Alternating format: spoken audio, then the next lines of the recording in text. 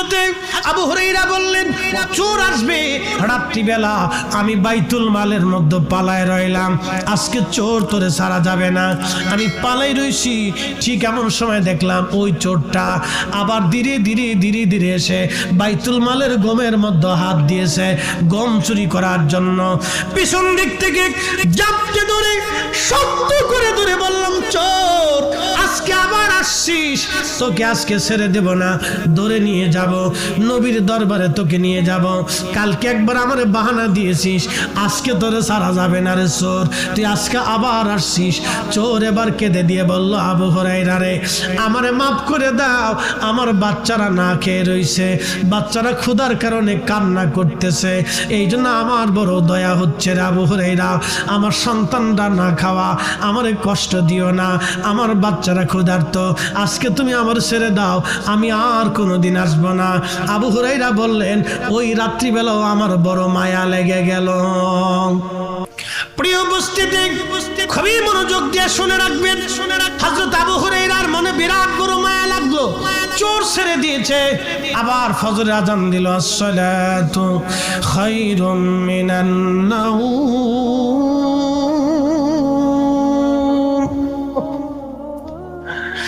আজান পড়ার পরে সমস্ত সাহাবীরা মসজিদে নববীতে আল্লাহর হাবিবের পিছনে নামাজের জন্য চলে গেলেন। আবু হুরায়রা বলেন আবু নামাজের কাতারে নামাজ শেষ করার পরে আল্লাহর নবীর আদত ছিল প্রত্যেক ফজরের নামাজের পরে নবীজি ঘুরে বসে সাহাবীদেরকে তালিম তরবিয়ত দিতেন। আল্লাহর নবী ঘুরে বসে জিজ্ঞাসা করলেন মুস্কি হাসি দিয়া আবু হুরায়রা রাতের চোর বাইতুল মালে আজকে কি বলছে? আবু হুরায়রা মুস্কি হাসি দিয়ে বলেন ইয়া রাসূলুল্লাহ ছেলে সন্তান মেয়েরা ক্ষুধার্তর অভিযোগ দিয়েছে, কান্নাকাটি করছে, আমি আবু হুরায়রার মনে বড় মায়া লাগছে, হুজুর আজকেও চোর আমি ছেড়ে দিয়েছি, চোর আজকেও ছেড়ে দিছি। আল্লাহর নবী ডাক দিয়ে বলেন আবু হুরায়রা তুমি চোর ছেড়ে দিয়েছো, সে বড় মিথ্যাবাদী ধোঁকাবাজ, সে কালকে রাত্রিবেলা আবার আসবে। একসাথে বলবেন আল্লাহু আকবার। না না আরো জোরে বলেন আল্লাহু আকবার। নবীর দরবারে খবর আসে না নাই, এজন্যই ওনার নাম নবী। নবী শব্দের অর্থ হলো যিনি অদৃশ্যের সংবাদ দিয়ে দেন তাকে নবী বলা হয়, যিনি গায়েবের সংবাদ দেন, অদৃশ্যের খবর দেন, তিনি নবী, তিনি নবী। হযরত আবু হুরায়রা রাদিয়াল্লাহু আনহু বললেন আল্লাহর নবী যখন বলছে রাতের চোর আবার আসবে, আমার দৃঢ় বিশ্বাস চোর আবার আসবে। তৃতীয় রাত্রিবেলা চোর ধরার জন্য আমি বাইতুল মালের এক কোণে বসে রইলাম, দেখি আজকে চোর কেমনে আসে, আজকে আর ওরে সহজে ছাড়া যাবে না। আবু হুরায়রা রাদিয়াল্লাহু আনহু নিয়ত করে বসে আছেন, গভীর রাত্রিবেলা দেখে ধীরে ধীরে সেই চোর আবার আসছে, গমের ভিতরে হাত ঢুকাই দিছে গম নেওয়ার জন্য। হযরত আবু হুরায়রা পিছন দিক থেকে জাপটে ধরলেন, চোর রে আজকে আর তোরে ছাড়া যাবে না, আজকে 3 রাত তুই আমার সঙ্গে বাহানা করতেছিস, আজকে তোকে রাসূলের দরবারে ধরে নিয়ে যাব। চোর ডাক দিয়ে বলে আবু হুরায়রা রে তুমি আমাকে ছেড়ে দাও, আবু হুরায়রা তুমি যদি আমার ছেড়ে দাও তাহলে তোমাকে আমি একটা দোয়া শিক্ষা দিয়ে যাব, এমন একটা কালাম তোমারে শিখাবো ও আবু হুরায়রা, কোরআন শরীফ থেকে এমন একটা আমল তোমারে শিখাবো যে আমলটা করলে সারা রাত তো তোমার ঘরের মধ্যে ফেরেশতা পাহারা দিবে, শয়তান তোমার ঘরের মধ্যে ঢুকতে পারবে না। চিৎকার মেরে জোরে বলেন না মারহাবা। আবু হুরায়রা বলে সত্যি কি শিখাবা? বলে হ্যাঁ সত্যি তোমারে শিখাবো, তুমি যদি আমার ছেড়ে দাও তাহলে আমলটা শিখাই দিয়ে যাব। হযরত আবু হুরায়রা বলেন আচ্ছা ঠিক আছে ছেড়ে দিলাম, তো আমলটা তুমি আমারে শিখাও। বলে আবু হুরায়রা রে আয়াতুল কুরসি, আয়াতুল কুরসি, আয়াতুল কুরসি, আল্লাহু লা ইলাহা ইল্লা হুয়াল হাইয়ুল কাইয়্যুম লা তাখুযুহু সিনাতুন ওয়ালা নাওম।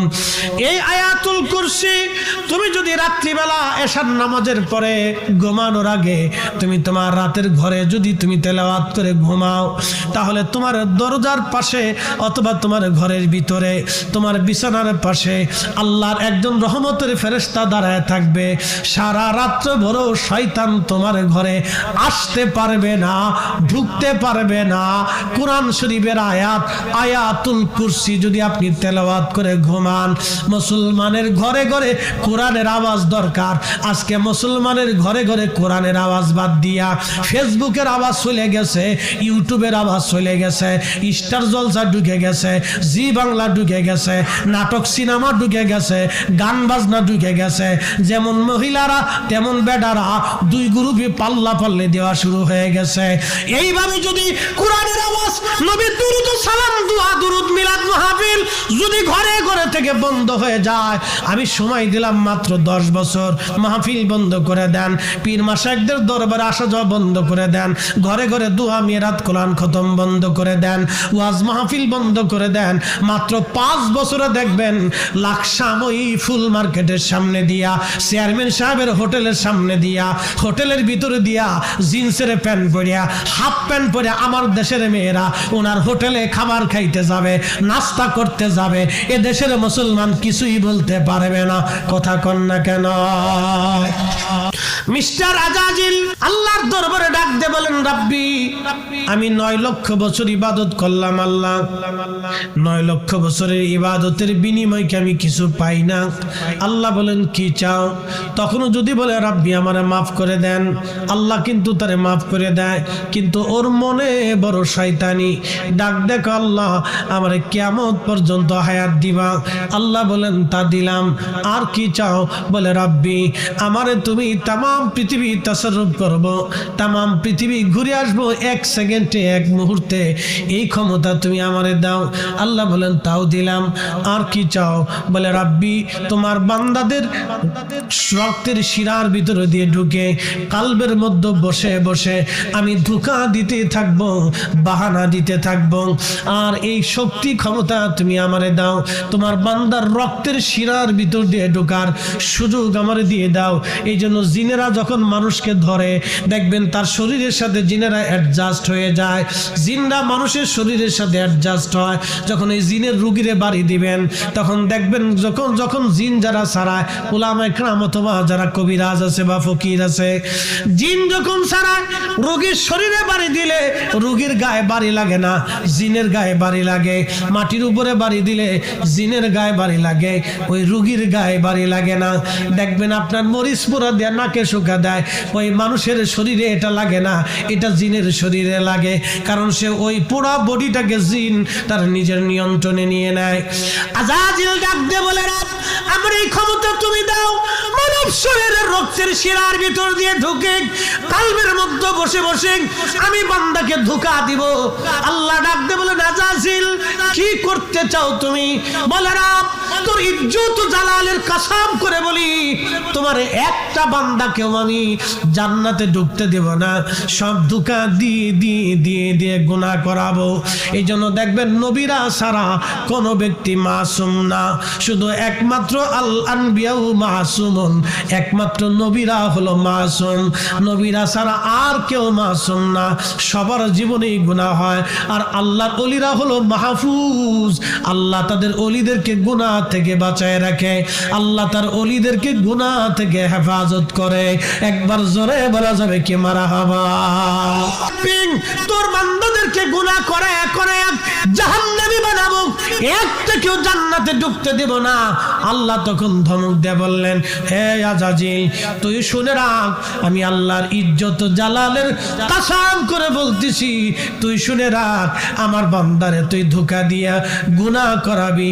আমার বান্দা গুনাহ করার পরে যদি আমি রব্বে কারীমের দরবারে ক্ষমা চাই, ক্ষমা চাইতে দেরি হবে, আমি আল্লাহ ক্ষমা করতে দেরি করব না। একসাথে বলেন আল্লাহু আকবার। আজকে ওরা কারা যারা দোয়া বন্ধ করে দিয়েছে, ওরা হলো শয়তানের দালাল। আসতে বললেন কেন? কি বেজার হয়ে গেছে? উচিত কথায় মই বাজার, গরম ভাতে বিলাই বাজার, ডাল ভাতে কুটুম বাজার। আজকে যারা দোয়া বন্ধ করে দিয়েছে তারা শয়তানের দালালি শুরু করছে। বলে হুজুর কিভাবে বললেন আপনি? বুঝাই বলতেছি, দোয়া করবেন, রব্বে কারীমের দরবারে ক্ষমা চাবেন, ক্ষমা হয়ে যাবে। আল্লাহ বলেন কুল ইয়া ইবাদিয়াল্লাযীনা আসরাফু আলা আনফুসিহিম লা তাকুনাতু মির রাহমাতিল্লাহ।